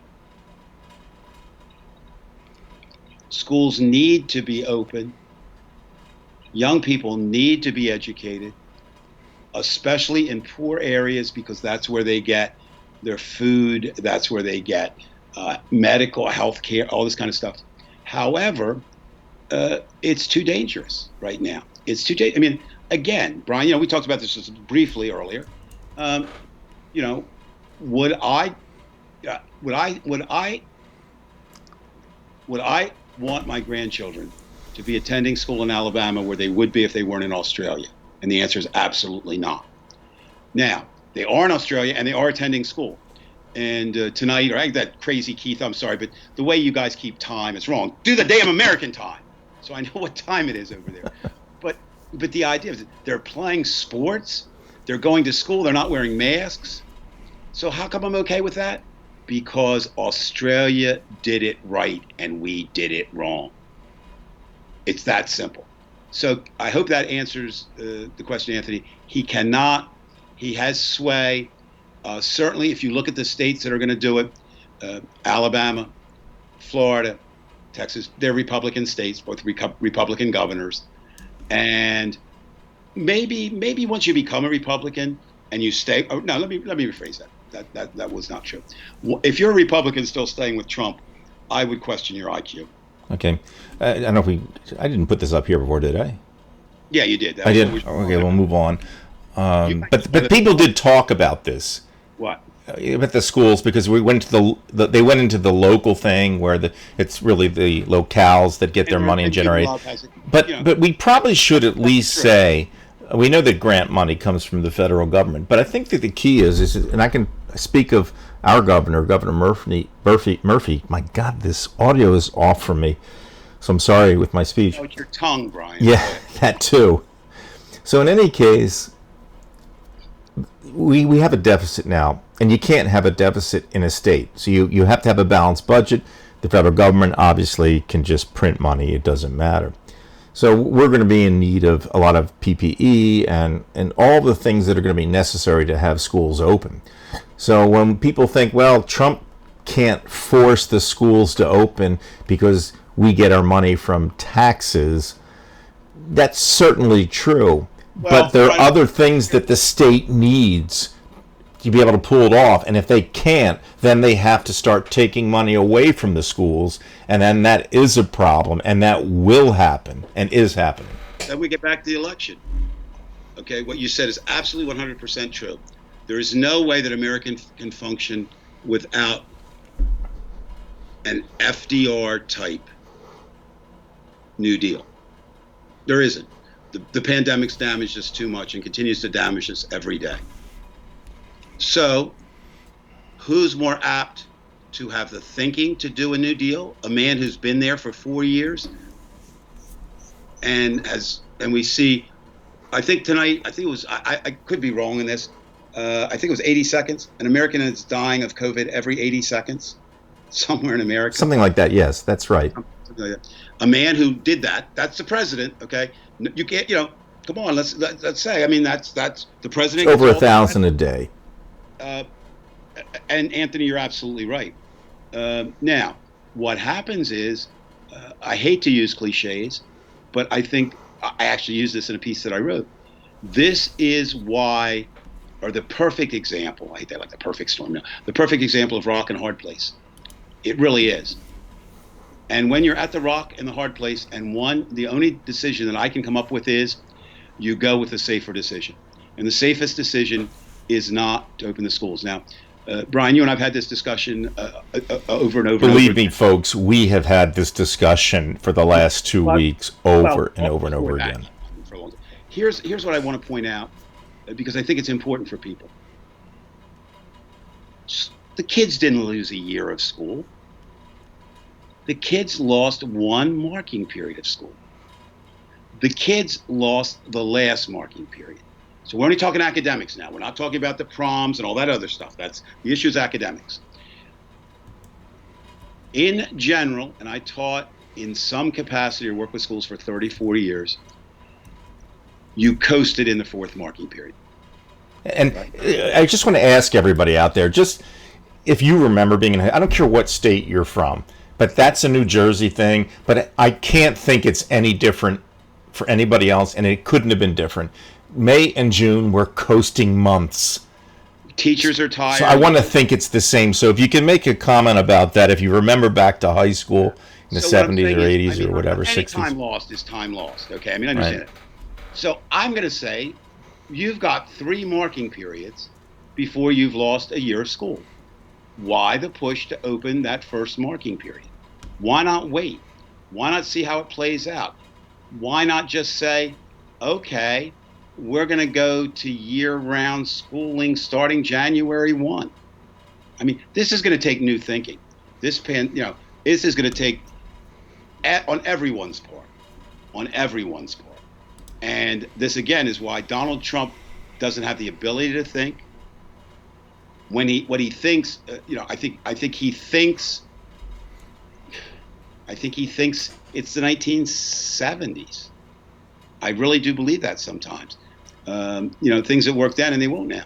So, schools, yes, it's a huge. Speechwriters helped Trump win. We're talking about probably Stephen Miller there, right? Well, I think, again, and this is a mystery, and if anybody can solve this for me, this is the most mysterious thing to me about the Trump regime. I thought, I guess I'm undercutting myself. I keep saying where I was wrong. But by the way, Dave, you have a great background. I'm just saying this right now. That is so boss with the ceiling and the window. That's to look out my window. That is what I want. I want that. The only thing better would have been a thunderstorm in the background, but that's fine. I can get that too. Okay. So what happens is this, and we're speaking now not to you, Brian, but to everybody out there. And this is a question I really thought Steve Bannon was kind of the, I don't want to say the puppet master. Nobody could be the puppet master. But he was kind of the brains behind the operation. And, of course, he was gone. But I'm still not real sure that Trump gave him the boot. I'm not so sure that Bannon looked and said, my work here is done, right? I got Donald Trump in. And if you looked where he went, do you know where he went, Brian? Would he go back to Breitbart? Nope. He did, but they fired him. Oh, really? I can't. I want Dave. I'm sorry. Tonight I'm on. No, I'm just saying. Second gear. That was good. That would have been my first thing. Look at some of the European countries that are having problems with fascists now. He was spending time in Europe, working with some groups there. So maybe So Anthony, I don't think Trump did it on his own. I think Stephen Miller gave him some really bad for humanity, good for Trump ideas. I don't think Melania gives him anything. By the way, Dave, I don't know. This is just something that I'm not sure about. But if you've watched, was it Caitlin McEnany, whoever does the press conference? You know what I really like? People have nicknamed her, and unfortunately, by Donald Trump's childish nicknames, he's taken away the satirical ability to nickname. But they're calling her America's enemy. Kind of rhymes. Right, but if folks, if you've seen any of the press conferences, and I've only actually seen a few of them, but every time I see it, it's not what she says. She's asked a question, and when that first topic within the question comes up, what's the first thing she does, Dave? She looks down at the podium. She has her notebook. She probably has a tab there, pulls it over, looks down, then she has a prepared statement. So she doesn't even have any control of what she herself is saying. And I'm wondering if that's not Stephen Miller also. Or someone. Or someone like Stephen Miller has to get it checked off. What do you think? I mean, you've seen it for yourself, correct? No, of course. I think, that's probably the person who has the least ability to speak for himself or herself is the press secretary, right? They have to. Especially under Trump. Well, no, under all of them. No, let's no, nobody. No. They are supposed to say what the president is thinking, not what they're thinking, not what they want him to think, what he or she, and hopefully someday she says, right? So I'm not a big fan, and I've gotten into arguments with journalists far superior to me over this who do cover the White House. I don't think you need to cover the White House press conferences, whether Biden's there, Obama's there, in the modern age. I really don't. I think the stories are out in the street of how they're affecting people. That's, if you look at, if you want to go to the top, I mean, the Pulitzer Prizes, the great journalism prizes are usually, that type of thing, how they're affecting. And really, the press conferences are just a pomp and circumstance and show. And that doesn't matter who the president is. The only time that they become interesting, even in Donald Trump's time, is when the president is standing there. In the past, they came there because they thought it was a serious issue. They wanted to make a serious point. Right. Donald Trump, just his ratings fall and he wants to go. I mean, so yeah, to me, that's like, I don't like the reporters that go necessarily. I mean, but, if I were a reporter at some point, wouldn't I say to myself, why don't I just ask her, why are you looking at that book? What do you do? Can you ask a question like that at a press conference? And she'll just move on, yeah. The problem becomes, it's sort of like, I'm trying to think of an analogy. I mean, look, reporters are human too, okay? Probably the top position that you can hold in America today would be anchor of a major news. Would you agree with that? Or like now it's changed a little bit with cable news. I mean, it's just to be a commentator. Tucker Carlson, absolutely, Riley, Rachel. The list goes on and on. It doesn't matter what station, CNN. So, and one of the quickest ways is to become a White House reporter. It's a stepping stone. Look at Jim Acosta. He's killing it.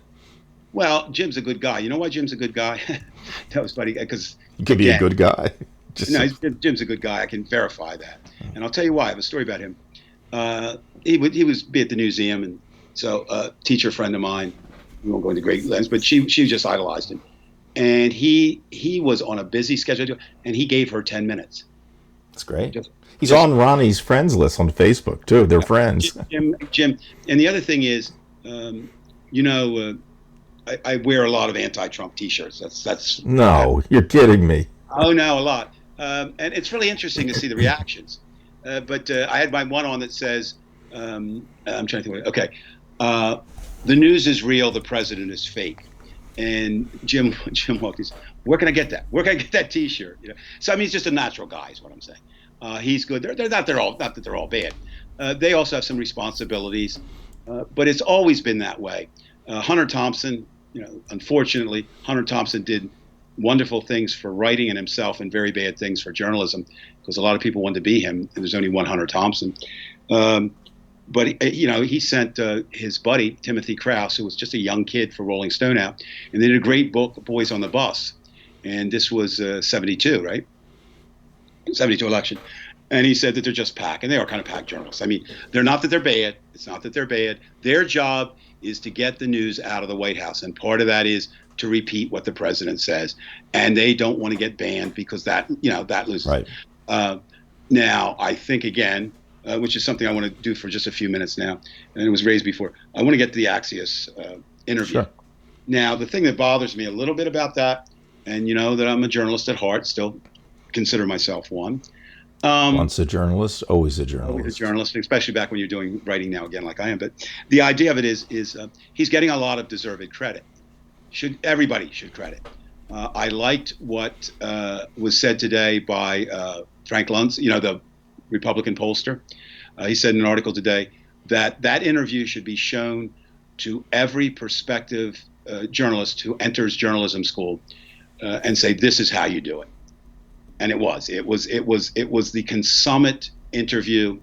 It would go down. It'd have to be in the top 10 interviews ever. And don't forget that I believe the journalist interviewing him is British, correct? That or Australian, one or the other. That's part of the problem. Jonathan Swan. And he did it. But all he did, and he did it very respectfully. Trump would say, well, it's in the book. And he would say something like, Well, Mr. President, what book is that? Right. That's all he did, right? No, sir, that's not right. This. Now, I kind of equate him. I was going to get a little bit of literature tonight. Haven't yet. Go into it a little bit now. A little literature, because sometimes I think with a character like Trump, fiction explains it better than fact. I really do. In this case, well, it's sort of like, the little boy, the emperor has no clothes. I think Swan was like that. If you can look at that interview and think that man is presidential, then there's something. I should have put it up here. No. I'm not going to do it now, but no, I should. Everybody should. Well, I mean, Right. Luntz, who is kind of creepy, but he's an excellent pollster for the wrong side. I'd love to have him on my side, just like I'd like to have the Lincoln conspiracy theory, the Lincoln Project on my side if I were running. But he did that, and it was just basically good journalism. And the question becomes, and I think that's kind of my answer. You couldn't do that in a press conference format. Okay, you just couldn't. They would just not. Trump had, once he agreed to that, and why the hell he agreed to it, I don't know. Right. I wouldn't agree to any one-on-ones if I were Donald Trump. But I think he's so convinced that he's right and smart, and he's smarter than everybody else. That's why he did it. But Of course, Trump brought his toys with him. what? Trump brought his toys with him. There were no words on the damn charts. Right. Someone obviously had that in waiting and said, give them Turn this. the goddamn Bible upside down. Right. I'm not going to trust him with charts, okay? Right. But what's funny, so I want to make 5 quick points, okay? And you could make 1,000 of them. But this is the President of the United States. In that interview, he said, Swan asked him, why didn't you say something about John Lewis? And the President of the United States, and I respond to it this way: if you support Trump, he's your president. He is not mine. I'm not going to play that game. He is not my president. I do not acknowledge him as my president. I don't know John Lewis. Really? Well, he said Lewis didn't show up for his inauguration. There, Brian, you're jumping in. No, he said first, I don't know Right. John Lewis. That's what he said. Mhm.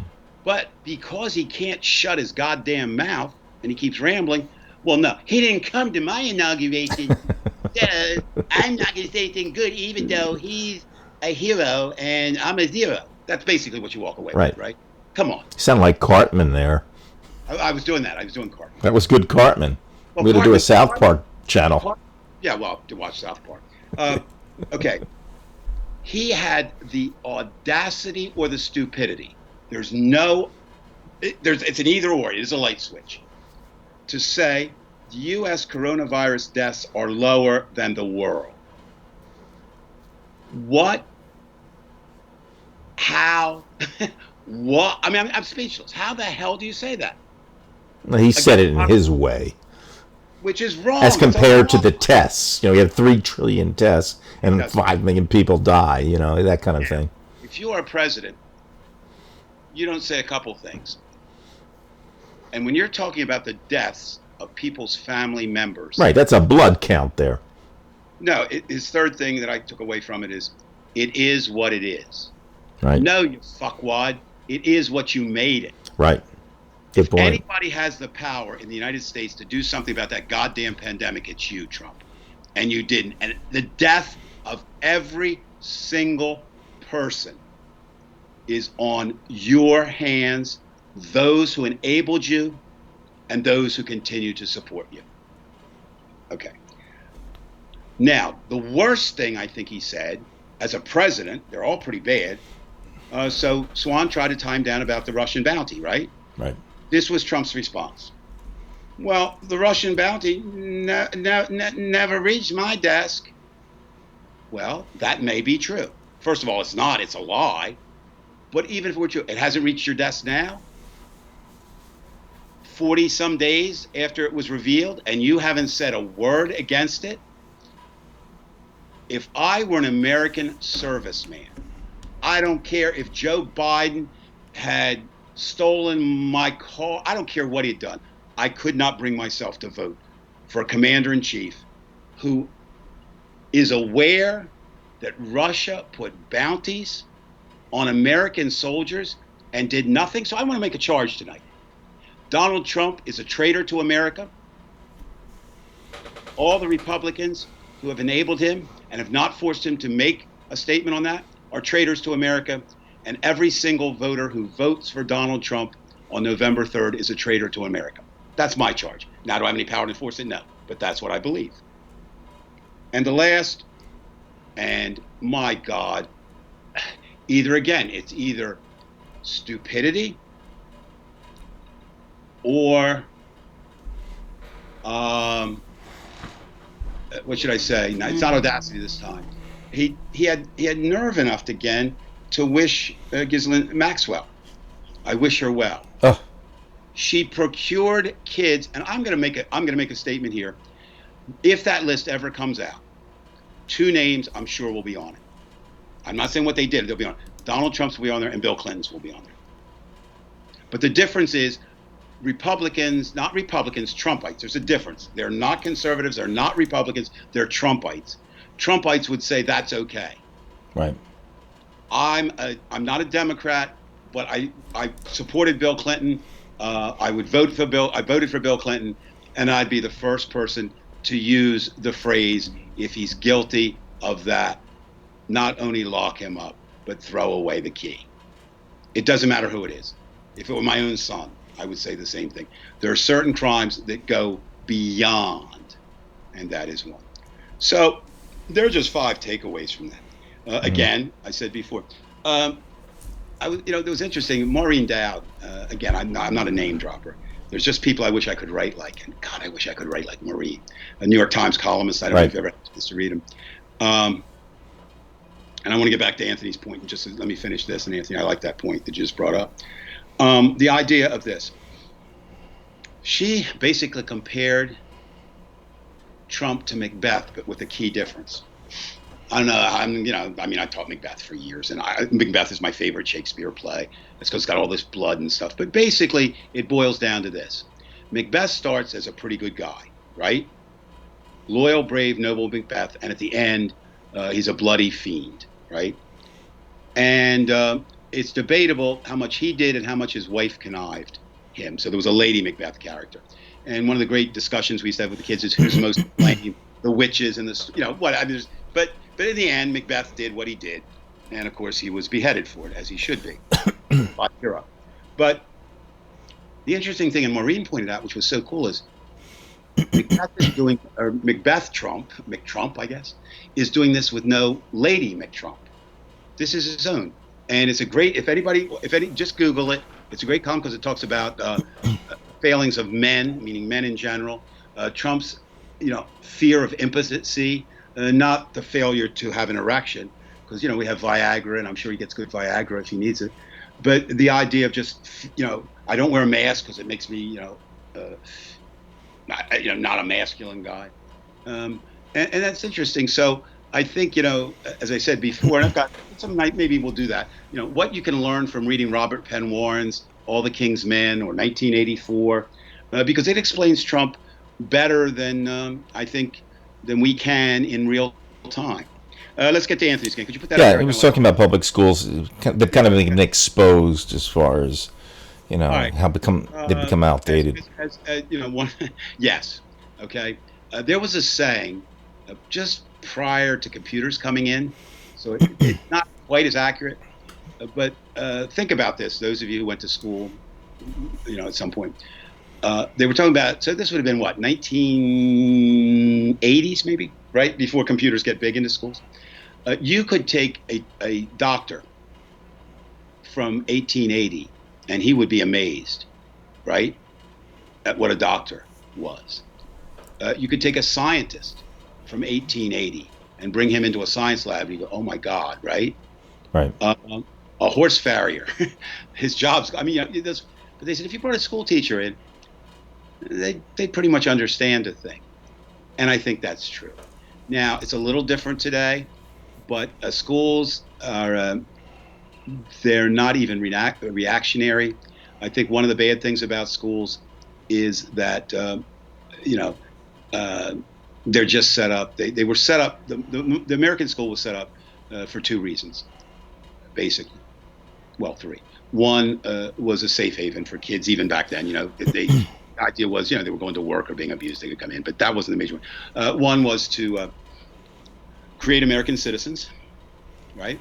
Because the school was the place where you learned, what it was, coming from another country to be an American citizen.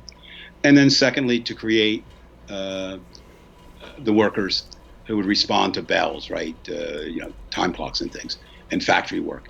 And that's not the case anymore. So yeah, are they outdated? I mean, I would say I got disagreement all over the country on this one. Some are outdated, no doubt about that. Pardon me? Some are outdated, no, for sure, but... Well, I'm just saying, okay, do you really need, I mean, honestly, outside of an exercise that's good for memory, do you really need to memorize the 50 state capitals? No, more than you need to memorize vocabulary. You learn phrases instead of learning vocabulary in foreign languages. I mean, it was all that stuff. Right. I'm going to attack my English teacher friends who did it this way. And I'm talking to anyone out there, and ask your friends in this. How many of you that consider yourself good students, you were given a vocabulary list on Monday? On Tuesday, you looked up the words. On Wednesday, you created a sentence for them. On Thursday, you did something else. You had the test on Friday. And you forgot them for the rest of your life. It was the third period, you got 100 on them. And by fourth period, you didn't remember a damn word. Right. All of us that did it that way. It was a horrible way to do it. And yet it's still being done. So, Anthony, yeah, I think the problem is there is a danger. No online learning can ever replace the human contact of being in a room. So I never would want to see it done completely online. I think you would need sort of what Australia is doing. Keith, another shout out to you. What they're doing, we may have to do, is part-time in school, part-time out of school. There's no sacred thing about, school bell going off at 7. I mean, we can go into all that. We're not. I mean, obviously sports and bus schedules dictate the time schools open and close. Dave, Daleen brings up something here, and there's a reason why I brought this one up about rote, because I know some conservative teachers at our school, and you know them too, who believe that for a school like our school, Bridgeton, where you live in a community with poverty, that the kids need rote to survive. What say David Price? What David Price says is this, very simply. What kids need is the same thing that we all need and we lack right now in America. The ability to determine fact from fiction or fact from opinion. The ability to make informed decisions on things that you never encounter. The ability, the great question is, I'm so glad I took algebra or trigonometry or whatever, because I've used it so much now. It's not. But it does teach you how to learn. But I think there is a place for some rote learning. I'll give you an example that I used, and for many kids, it's the only thing they remember from my class, and that's not a very good thing. When I taught Macbeth, and I taught it for a number of years, like I said, it was just fell to me. I'm going to be my favorite Shakespeare. I would have every student had to memorize the tomorrow soliloquy, which goes like this. Tomorrow and tomorrow and tomorrow creeps in this petty pace from day to day to the last syllable of recorded time. And all our yesterdays have lighted fools the way to dusty death. Out, out, brief candle. Life is but a walking shadow, a poor player that struts and frets his hour upon the stage and then is heard no more. Now, I'm not going to take up time to explain the background of that. There's a whole history with me, but I'm just talking about the teaching part. And what I told them was half joke but half serious. I said, I want you to be able to tell your grandchildren when they come that you performed Shakespeare. It's one soliloquy out of one play. And but there was ways to do that. If I thought they needed help, I would put 5 together, and they could each, work together to say it. And it's amazing how many kids today, students, they don't remember anything else I did. So sometimes that's not rote memory, but it is. And I think you need some of that, but a minuscule, and you can make it fun, or you can do something with it that way. So yes, to Daleen, rote learning, even if it had its place, it does not in the 21st century. Because again, I hate to quote statistics because I'm a humanist, not a scientist, but they have their place too. The average student who's in high school now will have at least one and probably two jobs in their lifetime that have not been invented yet, right? So what's rote going to help you there? Right. Critical thinking is what helps you. And you can develop that at a level where the kids can read. It does not have to be above them. Consolidated schools allows for constant monitoring to direct individuals for jobs. Well, Future I'm not. I or am in going to have future. to argue a little bit with you. Human love, solidarity, just a minor point. I'm not disagreeing with. I'm just saying. I worry about schools, and I'm talking about universities too. I'm talking about the American education system. To me, is so much designed for a job and to make money.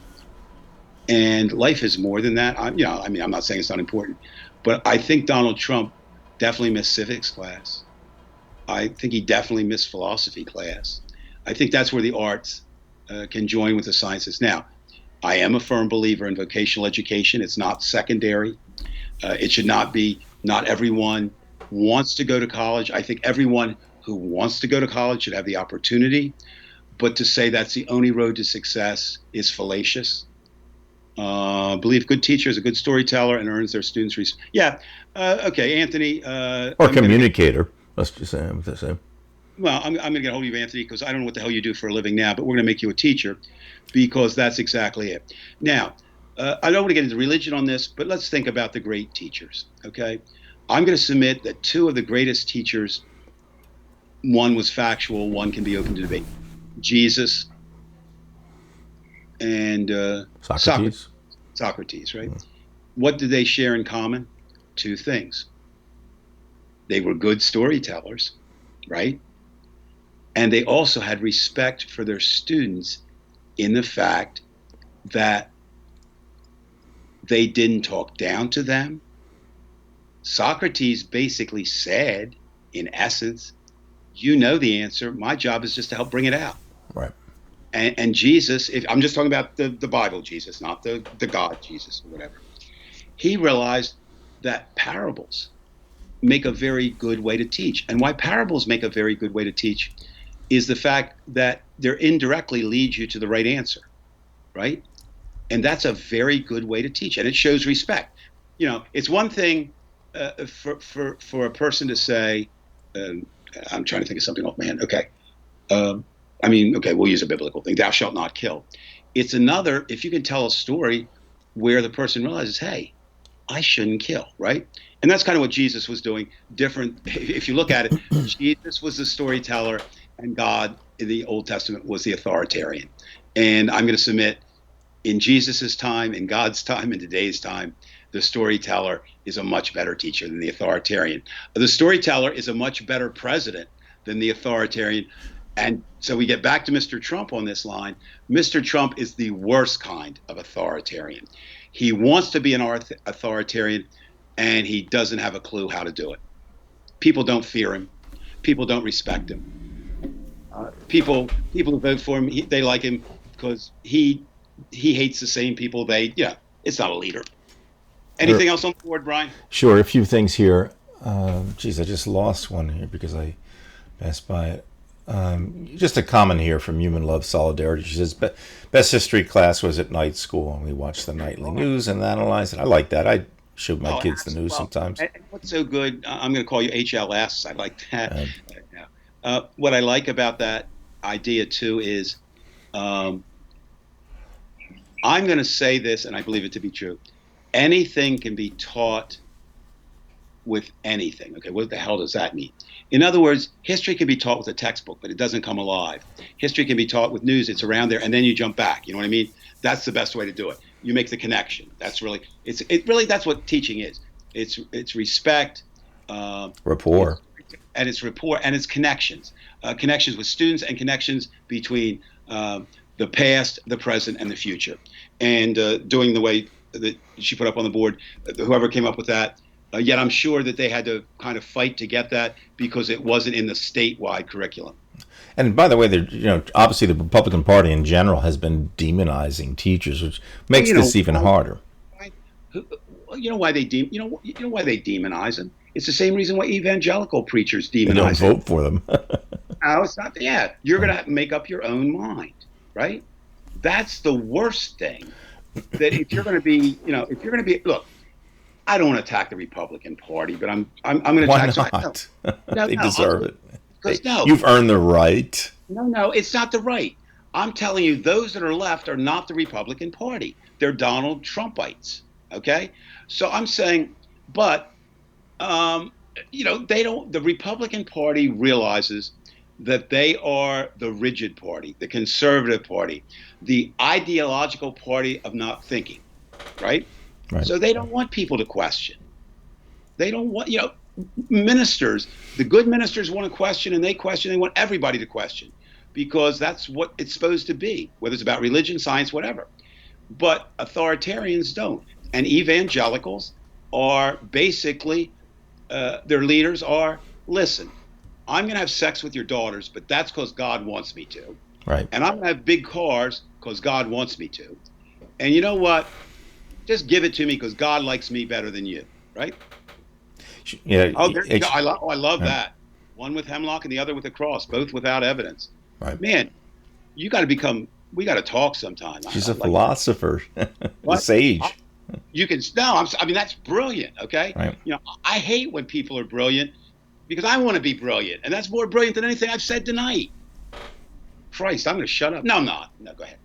Anything else, Brian? Yeah, well, she has one more comment, and then I think we've done a nice 2-hour show. Yeah. Many think is the only issue for the president, and there are some like that in the Republican Party. Evangelicals. That's a great thing, because I really do think this. Part of Trump's support is by people who have just one issue, right? That one issue may be abortion. Now, look, if you think nobody should get an abortion, Donald Trump's your boy. But what's the real issue? They don't give a shit about anybody's life. Isn't it that they're upset that people are having fun and sex and they want to pressure them? There's a whole bunch. Yeah, you could get deep into that. I mean, you need a psychology degree. I think basically it's a misreading of the Bible. The problem with and there are good ministers and bad ministers, but I'm saying, the problem becomes with spirituality, which I don't belong to any organized religion. I wouldn't. I choose not to, and there's a simple reason for that. Organized religions get contaminated by the men. Now, they would say men, because that's what it was in the past, who interpret it. I don't want anybody to interpret my spirituality for me. I'll find it the way I do. But yeah, it gets back to power. It also gets back to most religions, because of the time in which they were constructed, are extremely patriarchal. And the men want power over the women. There's all kinds of factors in there. I've always just been this simple. If you don't believe in abortion, don't get one. Nobody's forcing you to get a damn abortion. And that's what the anti-abortion people don't understand. And you can't, there are many circumstances. I could be really cruel right now and say the most missed abortion in the world was when Donald Trump's mother decided to have Donald and didn't abort. I'm not going to do that. But there are times, and you've seen them, Brian, with your own students, maybe a 14-year-old girl who got pregnant, maybe she's not the best person to raise that child. Right. So the question becomes, not only what is best for the mother, the family, what is best for society, or the child or society. Now, the church cannot advocate a politician, but can mention issues to vote on. Well, that rule's gone out a lot. And I think, one of the interesting things now, and I see this growing more than any other time in my lifetime, people are saying, okay, if the church does that, fine, but they shouldn't be tax exempt. That's going to be an interest. I think that's going to be an issue of the next 10 or, next decade or so. And the point becomes, they are. I mean, they probably, I would say in Bridgeton, which is, for those of you who don't know, it's where I lived for 59 years, or lived in the suburbs of, and Brian lives in the suburbs now. That probably the most efficient political organization in town are the black churches. Right. I'd agree with that.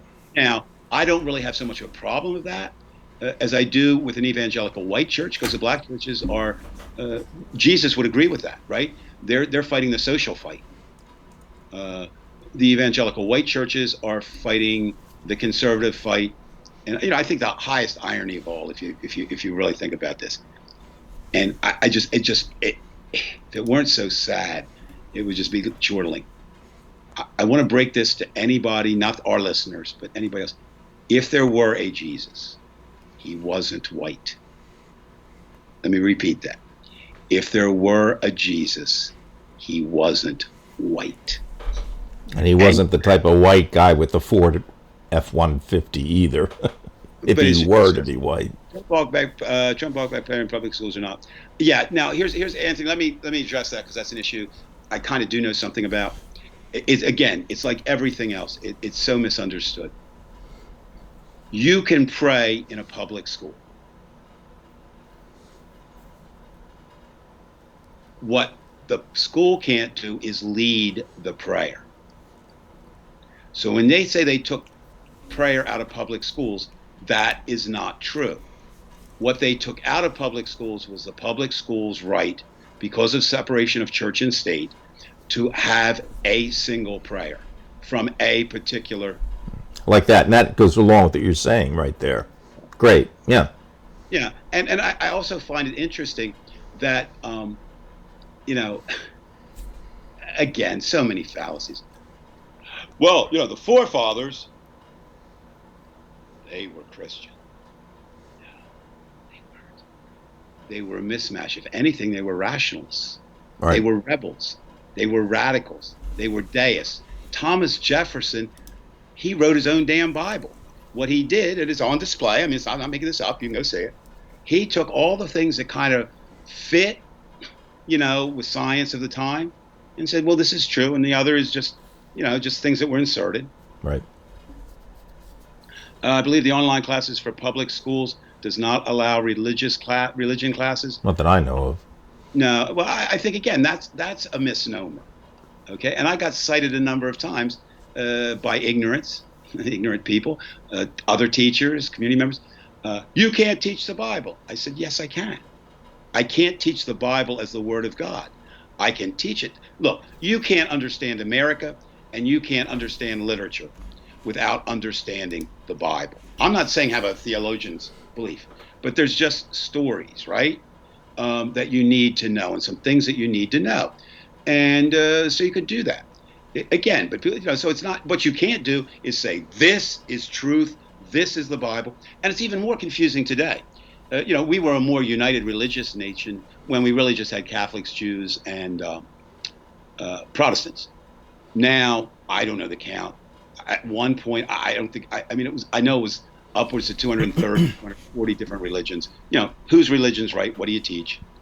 Anything else, Brian, we need to discuss before we? No, I think, Dave, for the most part, we've covered it all. So I think I'm going to save something different for tonight. Sure. I am going to get my last comment, but here it is. You got it. And by the way, for everybody, thank you so much. A wonderful, small audience, but active and absolutely. Well, right on to HLS. We're going to call you HLS now. Dave has that right. I like that. We've had Darlene and Anthony, of course. Thank you. And if I missed your names, too, and again, Emily mentioned something to you, Dave. Oh yeah, Emily always says, "Hey, I told the story of how she saved my life," so that part is true. But anyway, I think, and Brian, you and I have talked about that, about an audience. We do this really for ourselves, in the sense of, I can only speak for myself. I can't speak for you. I'm not speaking for myself. And maybe it's overly dramatic, and I don't want to be, but I really feel this. In this war that we're in, and thank God it's a war of words and not weapons, an ideological war right now.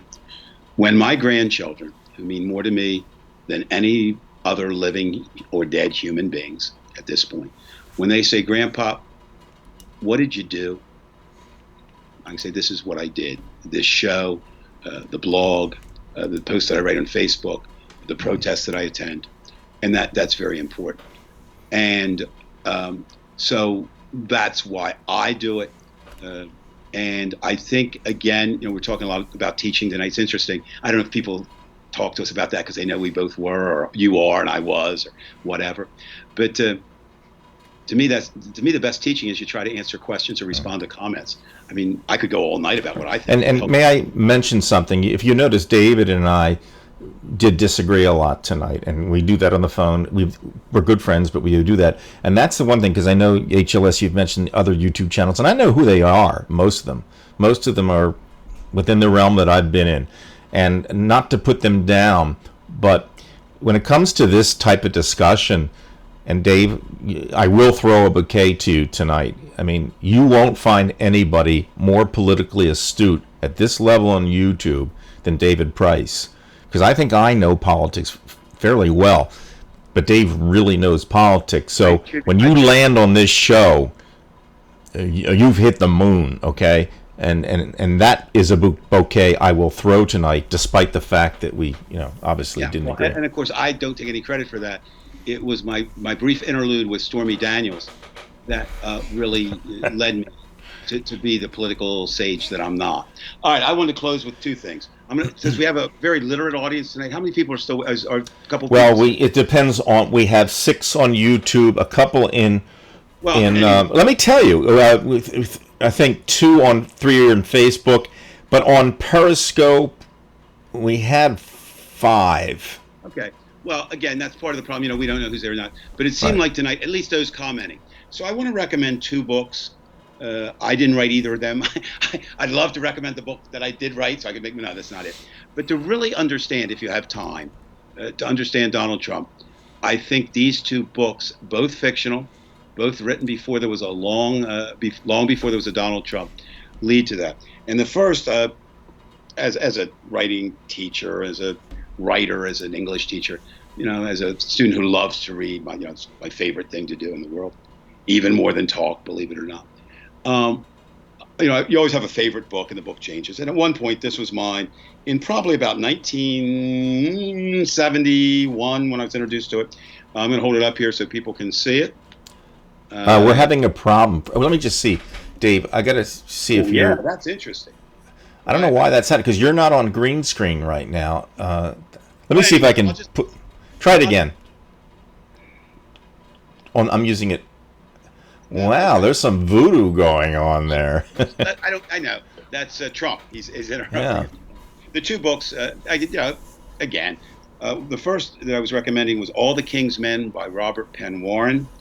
The movie is great with Broderick Crawford, but please read the book.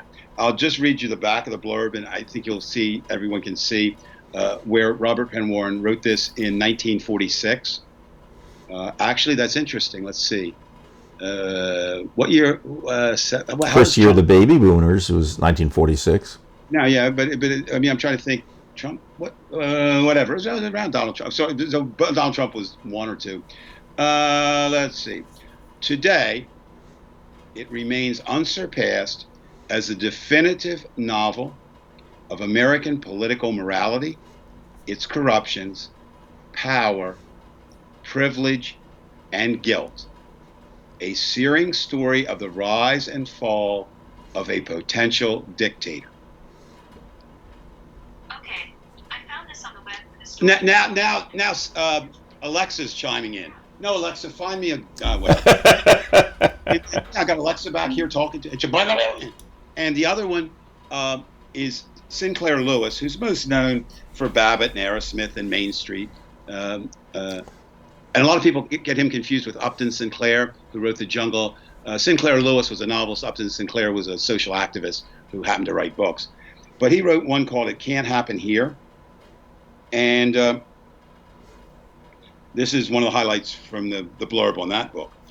This book remains a warning about the fragility of democracy, juxtaposing hilarious satire with a blow-by-blow description of a president saving the country from welfare cheaters, sex crime, and a liberal press by becoming a dictator. So the point of that, kind of one of my themes tonight was sometimes we need to go to literature. Great literature, what makes it great? When really true the term great, not literature I like or literature you like, or the Tomorrow Soliloquy. I could do other Shakespeare soliloquies, or Once Upon a Midnight Dreary, While I Pondered. That they're all. But the idea of truly great literature because it speaks to universals. And, I've even said this. Donald Trump is an anomaly. No, he's not.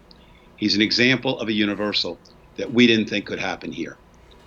Ergo, it can't happen here.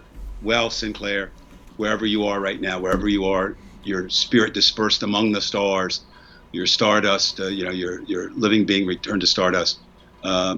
You were right in one sense. You were right to write the book, but it did happen here. And Donald Trump is a bad fictional character who is president of the United States. And so what we must do, very simply, is write him out of the novel and write a new character in.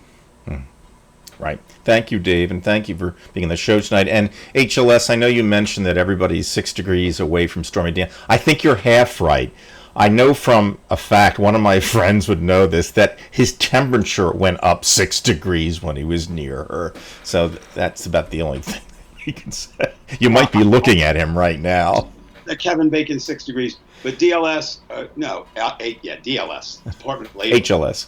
Are you still on? Almost. Are you on still?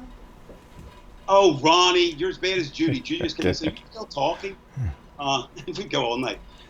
If you send me a message online somewhere on Facebook or something, I'll tell you I'm closer than 6 degrees to Stormy. But anyway, that's another story for another day. So anyway, ladies and gentlemen, thank you. And really, it was kind of a nice, cozy type show tonight, and that's fine with me. And though you may not have been at the YouTube channel where you had 50, 100, 200 guests, you did participate, and we did participate. It really doesn't matter. Numbers really don't matter all that much, especially when you don't monetize and you don't really care about that. So let's just keep it quality, and for the most part, I think we did that. So without any further ado, I'll wish you a good night, and we'll see you next week on Divided We Stand.